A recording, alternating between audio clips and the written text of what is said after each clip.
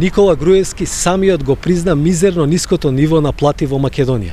Зарем после 14 години на власт, од вкупно 25 години независност на државава, не му е срам да излезе на говорница и да зборува дека нашиот граѓанин троши во просек по 200 евра месечно.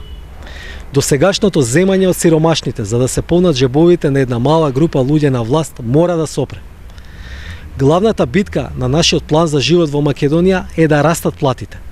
Но ние предвидуваме и серија на мерки со кои што ќе ги вратиме парите кон граѓаните или ќе ги намалиме трошоците за секое семејство. На секој граѓанин ќе му се вратат по 15% од платениот ДДВ со исклучок на данокот при купување на луксузни производи.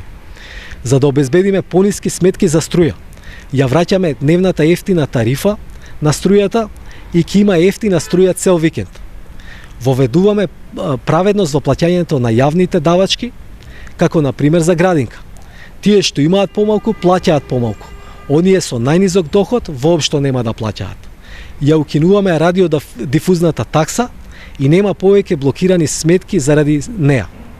Воведуваме студентска платежна картичка за млади. Обезбедуваме попусти за меѓуградски превоз, спортски и културни настани. Им помагаме на најзагрозените.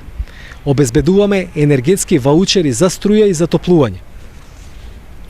Ќе извршиме гасификација на Македонија, која ќе обезбеди до 50% помали енергетски трошоци за секое семејство.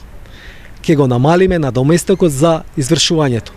Судските, адвокатските и извршителските трошоци нема да смеат да бидат повисоки од 20% од спорот, а кумулативот на каматите нема да смее да биде поголем од 50% од долгот за секое семејство чии што приходи се пониски од една просечна месечна плата.